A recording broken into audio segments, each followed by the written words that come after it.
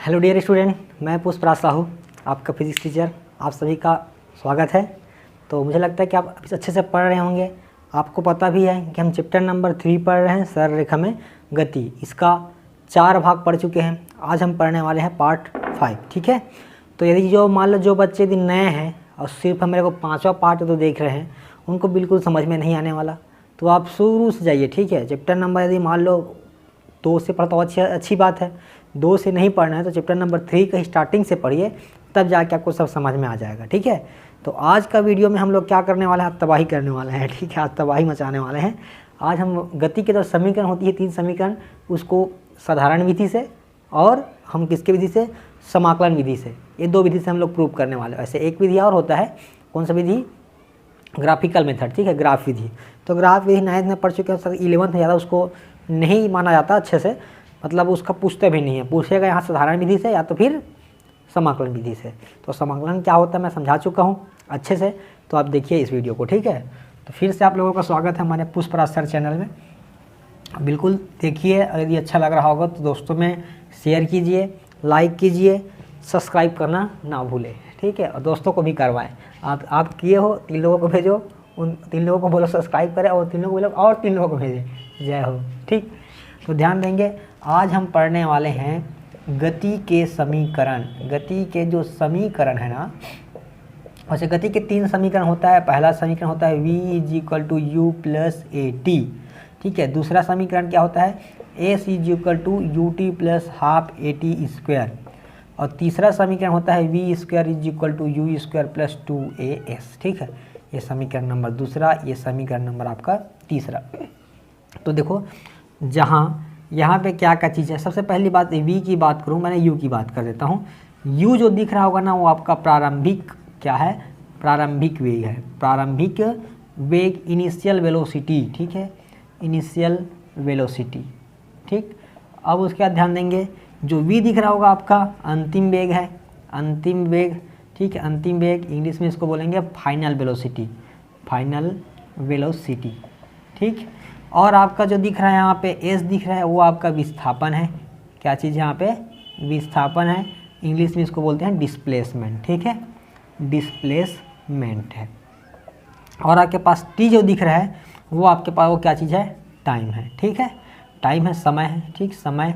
और आपके पास जो दिख रहा है, क्या दिख रहा है, एक a दिख रहा है। एक क्या आपका त्वरण है, त्वरण को क्या बोलते हैं, एक्सेलरेशन, ठीक है, एक्सेलरेशन ये है, ठीक। तो इतना चीज़ पता चल गया। अब इस समीकरण को देखो, हम लोग कन्फ्यूज होते हैं, बहुत सारे लोग कन्फ्यूज रहते हैं कि इस समीकरण को न्यूटन साहब ने दिया है। तो गलत है, न्यूटन साहब ने गति के नियम को दिया है, गति के समीकरण को नहीं बनाया है। गति के समीकरण को गैलीलियो साहब ने बनाया है, ठीक है।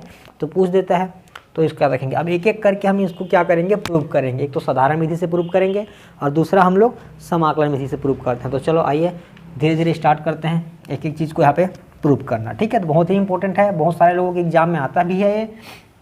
तो ध्यान देंगे यहाँ पे पहला समीकरण गति के, ठीक है, मैं यहाँ पे लिख देता हूँ हेडिंग, गति के प्रथम समीकरण, प्रथम समीकरण, ठीक है। प्रथम समीकरण v = u + at का स्थापना, ठीक है। कैसे इसका स्थापना करेंगे, व्यंजक निकालेंगे, ठीक है। तो क्या हो जाएगा, क्या होगा, फर्स्ट इक्वेशन ऑफ मोशन, ठीक है, v = u + at का हम लोग क्या करेंगे, यहाँ पे डिराइव करेंगे उसको, ठीक।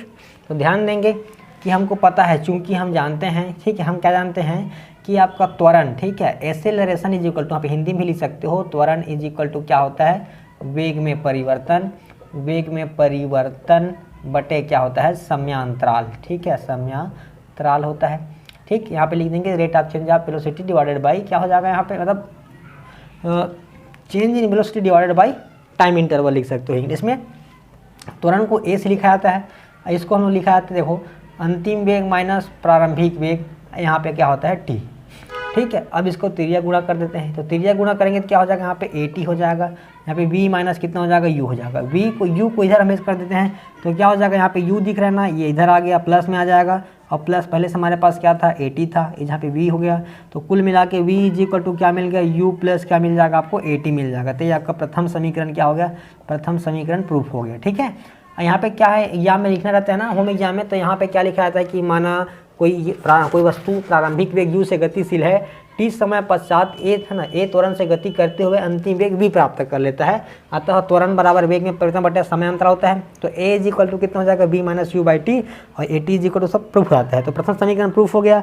इसी प्रकार हमको क्या प्रूव करना है, अब सेकेंड समीकरण को प्रूव करना है। ठीक है, तो ध्यान देंगे यहाँ पे गति के प्रथम के जगह हम क्या लिख देंगे, अब गति के द्वितीय नियम। ठीक है, द्वितीय नियम समीकरण v इज इक्वल टू नहीं होता, वो क्या होता है, एस इज इक्वल टू यहाँ पे होता है you t plus half a t square होता है। इस चीज़ का हमको क्या करना है, यहाँ पे प्रूव करना है। ठीक है, तो ध्यान दीजिएगा, बहुत ज़्यादा हल्ला हो रहा है यार, आप एक मिनट थोड़ा सा रुक जाता हूँ ना। तो देखो क्या है, हम लोग प्रथम समीकरण प्रूव कर चुके हैं, और द्वितीय समीकरण हमको प्रूव करना है s is equal to u t plus half a t square. ठीक है, तो ध्यान से समझिएगा, बहुत ईजी है। यहाँ पे देखो दो वेग है, एक तो प्रारंभिक वेग होता है, एक क्या होता है, अंतिम वेग होता है। तो यहाँ पे हम लोग क्या करते हैं, दोनों को ना औसत निकाल लेते हैं, क्योंकि हम आगे फार्मूला में लगाना पड़ेगा। तो क्या करेंगे, यहाँ पे एवरेज वेलोसिटी निकाल लेते हैं हम लोग, औसत वेग निकाल लेते हैं। तो ध्यान देंगे, चूंकि यहाँ पे क्या हो जाएगा, औसत वेग का फार्मूला हो जाएगा आपके पास, u पहला वेग है और दूसरा क्या है, v है, और दोनों को डिवाइड कर दे 2 से। तो क्या हो जाएगा, प्रारंभिक वेग और अंतिम वेग दोनों को मिला के डिवाइड कर दे 2 से, तो औसत वेग टोटल कितना औसत था, एवरेज कितना था, निकल जाएगा। तो इसको मैं लिख देता हूँ a v g, average velocity is equal to क्या मिलेगा आपको, u प्लस वी बाई यहाँ पे कितना हो गया, यहाँ पे 2। अब देखो v का हम चूंकि जानते हैं कि हम चूंकि v इज इक्वल टू अभी भी प्रूव किए हैं, u plus a T prove करके आए हैं। ठीक है, प्रथम समीकरण से, तो इसको v के जगह में रख देते हैं। तो क्या हो जाएगा, v a v g is equal to u का u हो जाएगा। इस v के जगह में क्या हो जाएगा, u प्लस यहाँ पे क्या हो जाएगा, ए टी डिवाइडेड बाई कितना हो जाएगा, यहाँ पे 2 हो जाएगा। ठीक है, राइटिंग पे ध्यान देंगे, तो समझ में नहीं आ रहा होगा, मैं जो बोल रहा हूँ उसको समझ के लिख लीजिएगा। ठीक है, कि मैं मानता हूँ कि मेरी राइटिंग बहुत ख़राब है। ठीक है, तो ध्यान देंगे, यहाँ पे a v g is equal to u मिल के कितना हो जाएगा, यहाँ पे 2u मिल जाएगा, और यहाँ पे कितना हो जाएगा, ए टी। तो ये जो 2 दिख रहा था, एक बार इसके नीचे में लग जाएगा, एक बार इसके नीचे में चला जाएगा, तो ये 2 से 2 कट गया। तो आपका एवरेज जो वेलोसिटी मिल गया, यहाँ पे मिला u, और यहाँ पे क्या मिल गया है, ए टी बाई कितना हो गया, 2। ठीक है, तो ये एवरेज वेलोसिटी मिल गया।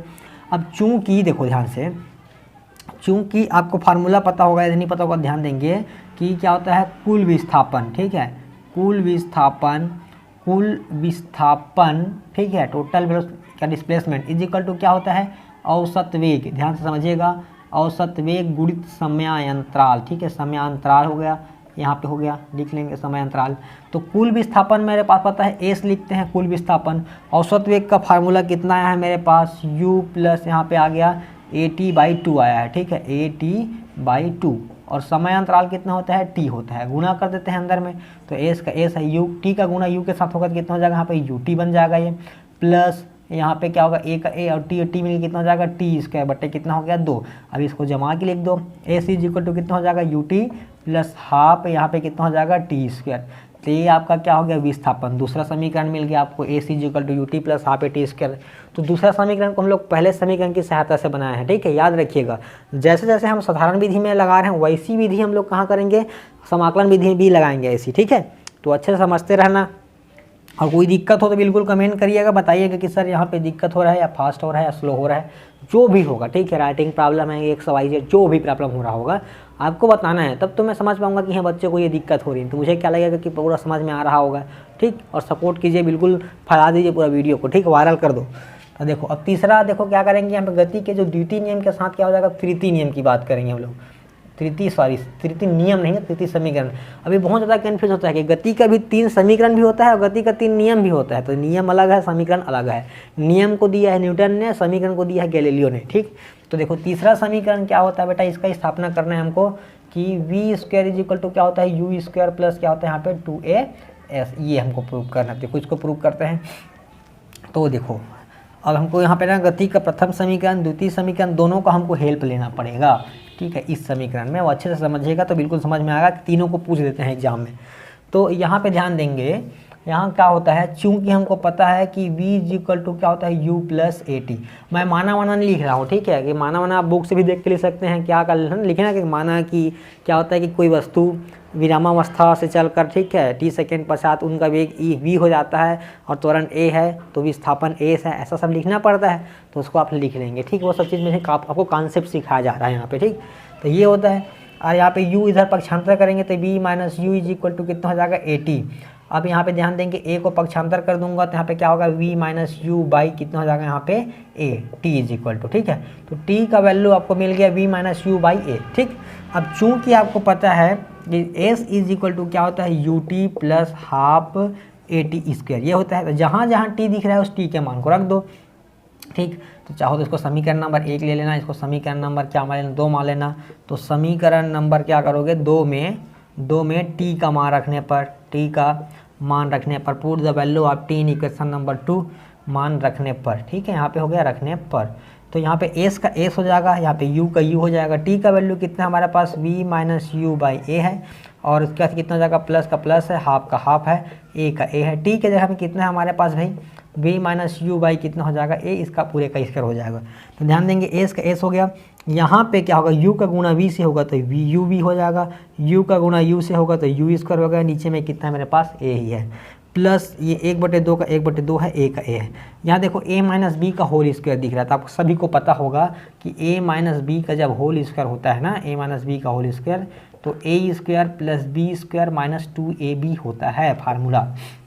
तो इस फार्मूला की सहायता से मैं यहाँ पे क्या करूँगा, ध्यान देंगे, ये हो जाएगा v स्क्वायर, ये हो जाएगा u स्क्वायर, ये हो जाएगा 2vu हो गया इस फार्मूला से। और नीचे में ध्यान देंगे a का स्क्वायर है, तो यहाँ पे क्या बन जाएगा, a का स्क्वायर, ठीक है। इसको मैं मिटा दे रहा हूँ, ठीक है, इसका काम खत्म हो गया, आप समझ लेंगे, इसको वीडियो पीछे करके लिख लेंगे। अब एक ठो ए से एक ठो ए कट गया, अब मेरे पास क्या बचा है, एस का एस है।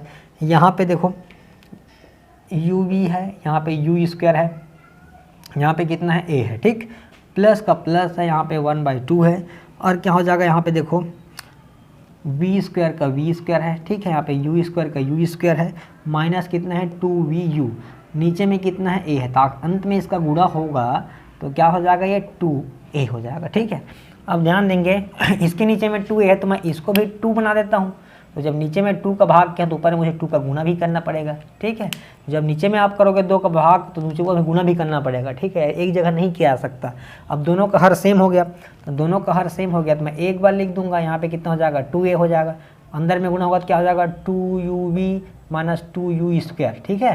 और यहाँ प्लस का प्लस हो जाएगा, यहाँ पे क्या लिख रहा है पास, वी स्क्वायर प्लस यहाँ पे कितना हो जाएगा, ठीक है, क्या हो जाएगा, वी यू स्क्वायर है, यहाँ पे माइनस कितना हो जाएगा, 2vu हो जाएगा। अब ये प्लस में है, ये माइनस में है, कैंसिल हो जाएगा। तो ए सी इज इक्वल टू कितना हो जाएगा, ध्यान देंगे, पहले प्लस वाला को लिख दिया वी स्क्वायर। अब 2u स्क्वायर में एक यू स्क्वायर घटेगा तो एक ठो यू स्क्वायर बचेगा, लेकिन चिन्ह बड़े वाला का लगेगा तो माइनस लगेगा। 2u स्क्वायर में एक यू स्क्वायर घट गया तो कितना बचेगा, यू स्क्वायर। यहाँ पे कितना है, 2a है, ठीक है। अब क्या कर दो, इसका त्रिज्या गुना कर दो, क्रॉस मल्टीप्लिकेशन, तो कितना हो जाएगा, 2as हो जाएगा। इधर कितना है, v square minus u square हो जाएगा, ठीक है।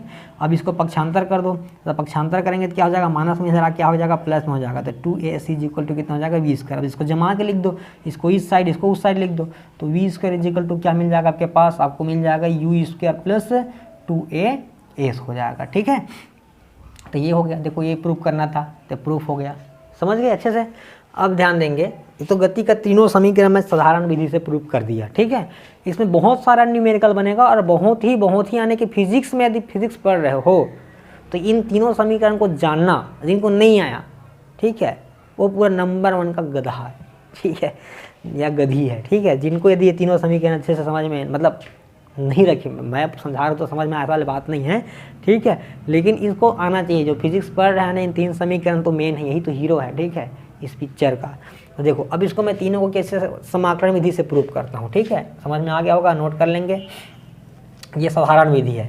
अब मैं चालू करता हूँ आपका समाकलन विधि से, ठीक है। समाकलन विधि, गति के तीनों समीकरण को हम लोग अब समाकलन विधि से प्रूव करेंगे, ठीक है। बुक में समाकलन विधि भी दिया है, ग्राफिकल मेथड भी दिया है, ग्राफ का विधि भी दिया है, लेकिन मैं ग्राफ की विधि से नहीं समझा रहा हूँ, ठीक है। अब समझिएगा ध्यान से। तो पहला समीकरण आप जान चुके हैं स्पेशली कि पहला समीकरण v is equal to u plus a t होता है, ठीक है। अब समाकलन को ध्यान देना, समाकलन एक फार्मूला याद रखिएगा कि x की घात n होता है और dx होता है, तो आंसर आता है x की घात n plus 1 divided by n plus 1, ठीक है। और यदि मान लो जैसे यहाँ पे कुछ नहीं, 1 है और dx है, यानी कुछ नहीं मतलब क्या है, 1 है, तो आंसर कितना आएगा, x आएगा। मान लो यहाँ पे t रहेगा, ठीक है, तो यहाँ पे आंसर कितना आएगा, t आएगा। यहाँ v है तो आपका आंसर कितना आएगा, यहाँ पे v आएगा। इन सब बातों को याद रखना, ठीक है। एक निश्चित समाकलन भी सिखाया था, जैसे मान लो x की घात 2 है, यहाँ पे dx है और यहाँ पे लिमिट लगा दिया है, 1 और 2 लगा दिया है लिमिट, तो देखो इसका आंसर कितना आ जाएगा, x की घात 2 धन 1, नीचे भी 2 धन 1, ठीक है, और लिमिट कितना लगा आपके पास, 1 और 2 लगा है, तो ऊपर 1 की घात 3 हो गया, नीचे भी 3 है और लिमिट आपके पास क्या लगा 1 और 2। तो एक बार इस 1 की जगह में अपर लिमिट को लगाते हैं और एक बार माइनस लगा के फिर लोअर लिमिट को। कहने का मतलब ये है कि 2 को 1 की जगह में रखेंगे तो 2 की घात 3 बटे यहाँ पे 3 है एक बार। अब माइनस लगाएंगे, अब लोअर लिमिट 1 है ना, तो 1 की जगह में क्या लगाएंगे 1 की घात 3 बटे 3 लगाएंगे। और दोनों का हर सेम है इसलिए एक बार 3 लिखाएगा और 2 दूनी 4 दूनी 8 माइनस 1, तो यहाँ पे 7 बटे 3। इसको निश्चित समाकलन, तो इन सब की ज़रूरत पड़ेगी अब इसमें, ठीक है। तो कंफ्यूज मत होना। यदि आप समाकलन अवकलन वाला मेरे वीडियो नहीं देखे होंगे तो आई थिंक दैट मैं तीसरा पार्ट, ठीक है, इस वीडियो का काइनामेटिक्स डालता हूँ अपने टाइटल में। तो काइनामेटिक्स जो 3 दिख रहे हैं ना बाई पुष्पराज सर, मेरा पुष्पराज सर चैनल में जाके आप प्लेलिस्ट में जाके चेक कर सकते हैं, उसको भी स्पेशल देख लीजिएगा। अवकलन समाकलन यदि नहीं देखे होंगे तो समझ में नहीं आने वाला है, ठीक है। तो आप पहले उसको जाके देखिए फिर यहाँ पे आइए तो पूरा समझ में आएगा, ठीक है। तो ध्यान देंगे अब। तो पहला समीकरण को हमको प्रूव करना है, जैसे जैसे हम लोग साधारण विधि में प्रूव किए हैं ना वैसे ही इसको भी प्रूव करेंगे। तो ध्यान से समझना, चूंकि हमको जानते हैं, आप देखो अवकलन समाकलन वाला रूल लगाएंगे कि चूंकि हम जानते हैं कि a = होता है dx/dt। सर हम तो a = ds/dt पढ़े हैं, तो मैं उसी दिन बता दिया था कि इसको ds/dt भी लिखते हैं, dx/dt भी लिखते हैं, x भी विस्थापन है, ठीक है। तो ये सब तो ध्यान देंगे। यहाँ पे क्या हो जाएगा, हम चूँकि जानते हैं कि a = dx/dt, त्रिज्या गुणा कर दो, तो त्रिज्या गुणा करेंगे तो क्या हो जाएगा a dt = कितना हो जाएगा dx। अब ऐसा दिखा तो क्या करेंगे, दोनों पक्षों में समाकलन कर देंगे, दोनों पक्षों, ठीक है, दोनों पक्षों में समाकलन करने पर तो दोनों पक्षों में हम क्या कर रहे हैं, समाकलन कर रहे हैं। तो समाकलन का चिन्ह सांप टाइप से बता दिया, यहाँ पे a dt होता है, यहाँ पे क्या हो जाएगा dx हो जाएगा, ठीक है। ध्यान देंगे, कुछ गलत कर रहा हूँ मैं, बिल्कुल गलत हो रहा है, dv/dt होता है, ठीक है, सॉरी माफ़ कीजिएगा, dv/dt यहाँ पे त्वरण का फार्मूला, तो यहाँ पे कितना हो जाएगा dv, ठीक है। धोखे से हो जाता है, कमेंट मत करना भाई गलत लिखे हो करके, ठीक, सुधार दिया मैं। अब यहाँ पे होगा, देखो यहाँ पे टाइम है ना, तो टाइम कहाँ से कहाँ तक गया होगा, स्टार्टिंग में 0 रहा होगा टाइम, बाद में टाइम t हो गया होगा। वेग स्टार्टिंग में u रहा होगा, बाद में क्या हो गया होगा v हो गया होगा, ठीक है। तो याद रखना, जब भी t दिखेगा तो 0 से t लगाइएगा, v दिखेगा तो u से v लगाइएगा, और x दिखेगा तो x 0 से x लगाएंगे भी, तो समझ में आ जाएगा। देख तब इसके पास a के पास तो t नहीं है तो इसको बाहर निकाल दो, ठीक है। तो ये बाहर निकल जाएगा, तो अंदर क्या बचा 0 से t ही है, यहाँ पे dt हो गया, यहाँ पे तो कुछ है ही नहीं, तो यहाँ पे हो गया dv। तो बताया यहाँ पे कुछ नहीं है मतलब एक है, जिसका कुछ नहीं होता उसका एक होता है, ठीक। यहाँ पे एक हो गया, यहाँ भी एक है, कुछ नहीं है मतलब, समझ गए ना। तो ध्यान देंगे। अब इसका मैं आप लोगों को अभी भी समाकलन बताया कि यहाँ पे t रहेगा तो आंसर कितना हो जाएगा t। ये तो बाहर में है, यहाँ कुछ नहीं मतलब एक है, तो एक का समाकलन क्या होगा यहाँ पे t। जैसे यहाँ पे t लगा तो t होगा, x लगा रहता तो x होता है, ये p लगा रहता तो p आंसर आता। यहाँ पे t लगा है तो क्या हो जाएगा यहाँ पे t, और यहाँ पे लिमिट कितना लगा है 0 से t लगा है, और यहाँ पे क्या हो जाएगा, यहाँ पे 1 था और यहाँ पे dv लगा है तो आंसर कितना हो जाएगा v हो जाएगा। और यहाँ पे नीचे में क्या दिया है u, अपर में क्या दिया है v। अब देखो बताया कि एक बार अपर लिमिट रखेंगे फिर माइनस लगा के लोअर लिमिट लगते हैं, ठीक है। तो a हो गया, इसको d के जगह में t हो जाएगा, फिर माइनस इस t के जगह में क्या हो जाएगा 0 हो जाएगा। यहाँ पे अपर लिमिट v है तो यहाँ पे b हो जाएगा, माइनस लगा के लोअर लिमिट रखेंगे इसके जगह में, तो ये हो गया, ठीक है। आप ब्रैकेट में रख सकते हो, गुणा करेंगे तो यहाँ पे क्या हो जाएगा 80 हो जाएगा, 0 है तो कुछ मतलब नहीं है, यहाँ b माइनस u, इस u को पक्षांतर कर देंगे इधर तो माइनस का क्या हो जाएगा प्लस हो जाएगा, यहाँ पे 80, यहाँ पे कितना हो गया v। तो इसको जमा के लिख दो, v को इधर लिख दो, u प्लस कितना हो जाएगा यहाँ पे 80। तो समाकलन विधि से आपका प्रथम समीकरण क्या हो गया, प्रूफ हो गया। आई थिंक आपको समझ में अच्छे से आ गया होगा, नहीं समझ में आया होगा एक बार फिर से देख लेना पीछे जाके, ठीक है, वीडियो में। अब देखो दूसरा समीकरण हमको प्रूफ करना है, दूसरा समीकरण, ठीक। तो ध्यान दीजिएगा, यहाँ पे मैं इसको मिटा दे रहा हूँ ना। तो दूसरा समीकरण क्या होता है, s = ut + ½ at², है ना। तो चूंकि ध्यान देंगे यहाँ पे होता है कि देखें फार्मूला क्या है, s = ut + ½ at², ये चीज़ प्रूफ करना है समाकलन विधि से, ठीक है, समाकलन विधि से, इंटीग्रेशन मेथड से समाकलन, ठीक है, समाकलन विधि से। तो इसमें क्या होगा, देखो चूंकि हमको पता है कि यहाँ पे वेलोसिटी v = होता है dx/dt, उतना टाइम क्या लिखा गया था, यही लिखा गया था, लेकिन यहाँ पे ये था तो त्वरण में नहीं होता, ठीक है। वेलोसिटी v = dx/dt होता है। अब मैं यहाँ पे क्रॉस मल्टीप्लिकेशन किया था, यहाँ पे चूँकि देखो कर देता हूँ पहले v, अच्छा क्रॉस मल्टीप्लिकेशन होगा तो क्या होगा v dt, यहाँ पे कितना हो जाएगा, यहाँ पे dx हो जाएगा, ठीक है। अब चूंकि आपको पता है कि v = u + at अभी निकाले हो, तो इसको रख दो यहाँ पे। ठीक है। इस v के जगह में रख देंगे तो v के जगह में क्या हो जाएगा u प्लस ए टी, और यहाँ पे कितना हो जाएगा dt, और यहाँ पे कितना हो जाएगा dx। ठीक है, देखो अब अंदर गुना होगा तो कितना हो जाएगा यहाँ पे u और यहाँ पे dt प्लस यहाँ पे कितना हो जाएगा at और dt और इज इक्वल टू कितना है dx। अब क्या करते हैं, दोनों पक्षों में फिर से समाकलन कर दिया जाए। ठीक है, तो दोनों पक्षों में समाकलन करने पर, ठीक है, समाकलन करने पर दोनों पक्षों में समाकलन कर देंगे तो यहाँ पे चिन्ह लगा दिया u, यहाँ पे dt प्लस यहाँ पे क्या हो जाएगा at और यहाँ पे हो जाएगा dt और यहाँ पे कितना हो जाएगा dx। ठीक, अब इधर मैं समझाता हूँ उसको। तो क्या हो जाएगा, ध्यान से समझना, यहाँ पे भाई t लगा है ना, तो टाइम है इसलिए क्या हो जाएगा यहाँ पे 0 से हो जाएगा t। यहाँ भी dt लगा है ना, तो चुपचाप आंख बंद करके 0 से क्या लगा दो यहाँ पे t, और यहाँ पर dx है तो यहाँ पे लगाना 1 से 0 से x, यानी ये प्रारंभिक स्थिति है और ये अंतिम स्थिति है। तो देखो यहाँ पे u को मैं बाहर निकाल रहा हूँ क्योंकि u के पास t नहीं है, तो यहाँ पे हो गया dt, ए 0 से कितना हो गया t हो गया। यहाँ पे a को बाहर निकाल रहा हूँ मैं, a के पास t नहीं है, t अपना अकेला है। ठीक है, तो यहाँ पे कितना हो गया, यहाँ पे t, यहाँ पे 0 से t ही रहेगा, यहाँ पे कितना है dt। ठीक है, यहाँ पे कितना है x, 0 से x है, यहाँ पे कितना है dx।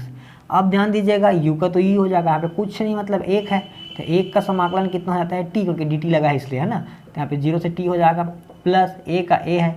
अब देखो इस t के घात में कुछ नहीं मतलब 1 है, तो समाकलन बताया था ना कि x की घात n dx है, तो x की घात n plus 1 divided by n plus 1 होता है। ठीक है, तो क्या हो जाएगा, उस फार्मूला से t की घात में 1 है तो क्या हो जाएगा, t की घात 1 धन 1 बटे 1 धन 1, यानी कि t की घात 2 बटे 2 हो जाएगा। तो उसका समाकलन क्या हो जाएगा, समझिएगा, इसका समाकलन हो जाएगा आपके पास t की घात 2 बटे 2 हो जाएगा, 1 धन 1 बटे 1 धन 1, और यहाँ पे क्या हो गया 0, यहाँ पे t हो गया, इक्वल्स टू यहाँ पे कुछ नहीं मतलब x आ जाएगा, कुछ नहीं मतलब 1 है तो dx लगा इसलिए x आ जाएगा, और इसका लोअर लिमिट 1 से 0 है, अपर लिमिट कितना है x है।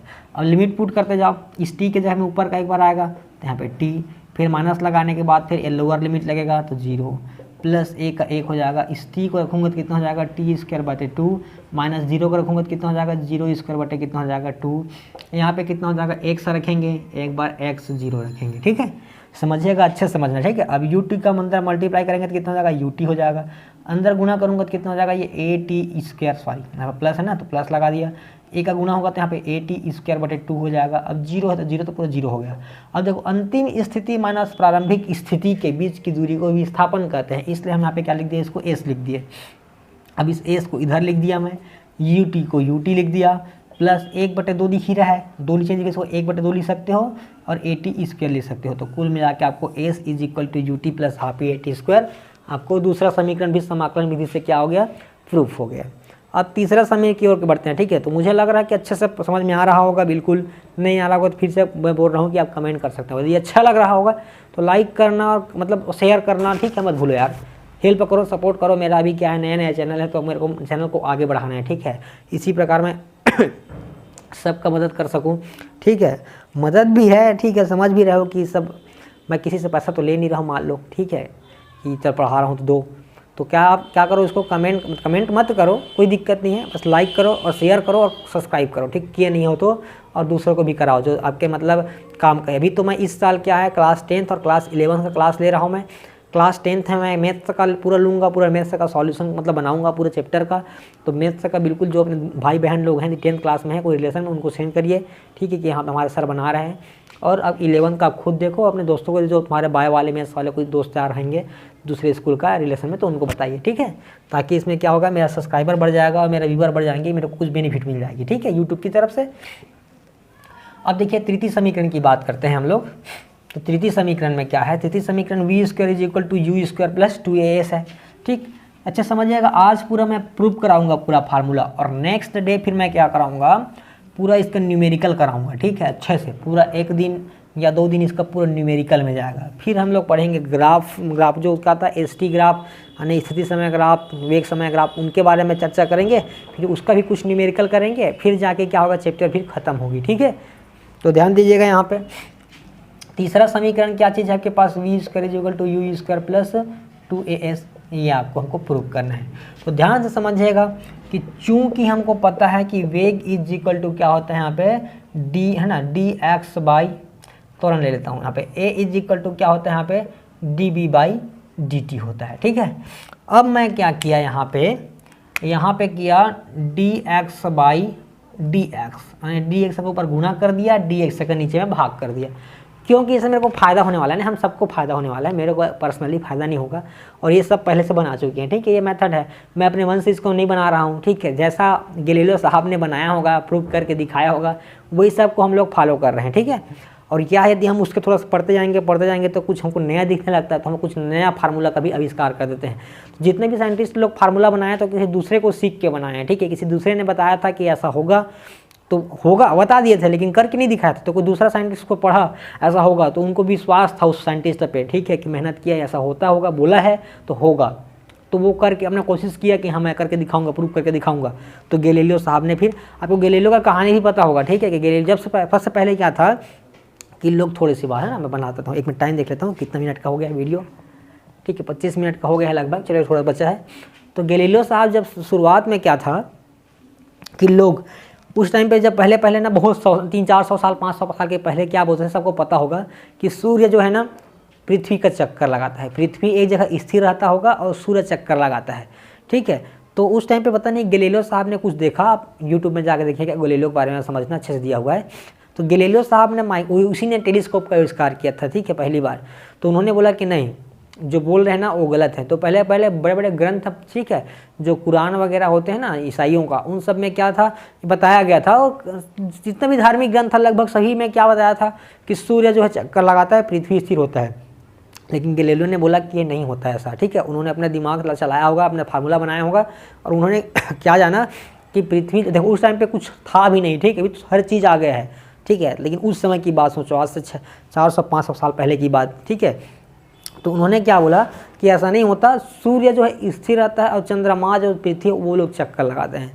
तो लोग उसका बात नहीं मान रहे थे, यहाँ तक कि बोला जाता है कि उनको सज़ा भी दिया गया कि आप गलत बोल रहे, हमारे जो धर्म ग्रंथों में लिखा गया है, तो क्या हमारे भगवान गलत थे, क्या हमारे ऋषि मुनि लोग गलत थे जो उसको आप मतलब गलत बता रहे हो।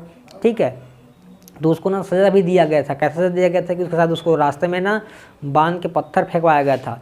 तो उस टाइम पे मतलब उनको अंत में बोलवा ही लिया उससे, ठीक है, कि बोलो तुम गलत बोल रहे हो कि पृथ्वी जो है एक से स्थिर रहता है, सूर्य चक्कर लगाता है। तो उस टाइम पे तो बोल दिया, लेकिन मन में वो बोल रहा था कि तुम मेरे को कितने भी मार लो, जैसा भी कर लो, लेकिन मन में बोल रहा था ना, मतलब भाई वो लिखा होगा बुक, उसमें दिया होगा कि ये जो बोल रहे हो ना अब गलत है। मैं अभी तक मानता हूँ कि क्या चीज़ है, पृथ्वी जो है चक्कर लगा रहा है और सूर्य का चीज़ है स्थिर है। ऐसे साइंटिस्ट थे। ठीक है, तो उन्होंने इस समीकरण को दिया है। ठीक है, उसके बाद फिर न्यूटन साहब इनका विधि पढ़े होंगे जो भी, न्यूटन से पहले क्या था। ठीक है, गैलीलियो साहब। तो धीरे धीरे सब साइंटिस्ट लोग ने समझे या बनाए। तो आप भी क्या है इनके नियम को समझ रहे हैं, और क्या पता आपको कुछ नया चीज़ दिख जाए तो आप भी नया चीज़ बना सकते हैं। ठीक है, अच्छे से ध्यान समझिएगा। तो तीसरा समीकरण देखो, मैं इसको क्या किया, dx/dx, क्योंकि उसको फार्मूला बनने वाला है। अब मैं क्या ले लूँगा, इस dx/dt को एक साथ ले लूँगा। ठीक है, तो यहाँ पे a = मैं क्या लिया, इस dx को ऊपर ले लिया, dt को नीचे ले लिया, और यहाँ पे क्या लिया, dv/dx ले लिया। तो आपको पता होगा कि dx/dt जो है ना फार्मूला होता है वेलोसिटी का, v = dx/dt होती है। ठीक है, तो इसके जगह में हम लोग क्या करते हैं, v रख देते हैं। तो यहाँ पे a हो गया, यहाँ पे v हो गया, यहाँ पे dv/ कितना हो गया, यहाँ पे dx हो गया। अब इसका हम लोग त्रिज्या गुना कर दिया जाए तो क्या होगा, यहाँ पे a dx हो जाएगा, यहाँ पे कितना हो जाएगा, v हो जाएगा, यहाँ पे dv हो जाएगा। ठीक है, अब फिर दोनों पक्षों में क्या कर देते हैं, समाकलन, क्योंकि समाकलन विधि पर है तो समाकलन से ही बनेगा। तो दोनों पक्षों में समाकलन करने पर, ठीक है, समाकलन करने पर इसको मैं मिटा रहा हूँ। ठीक, आप उसके बगल में लिख लेंगे, समाकलन करने पर। बेटा राइटिंग समझ में नहीं आ रहा तो मेरा आवाज़ को सुन के आप लिख सकते हो। ठीक है, फिर बोल रहा हूँ, है ना।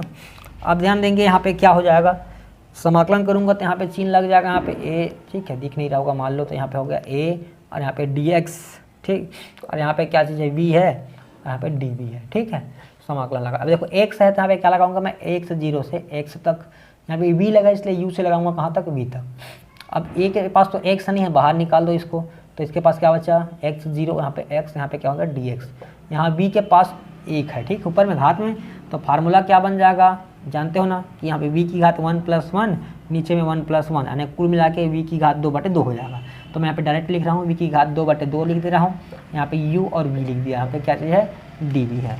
ठीक है, आप समझिएगा, यहाँ पे कुछ नहीं मतलब 1 है, तो यहाँ पे a = कितना हो जाएगा, 1 का समाकलन 1 से हो जाता है यहाँ पे। तो यहाँ पे x 0 और यहाँ पे x है। और यहाँ पे देखो एक बार क्या रखेंगे, यहाँ पे एक बार हम लोग ऊपर का लिमिट रखेंगे, भग गया यार, इसको क्यों लिख रहा हूँ मैं। तो यहाँ पे क्या हो जाएगा v² 2 हो जाएगा, माइनस एक बार u को रखेंगे इसके जगह में, तो u² कितना हो जाएगा 2 हो जाएगा।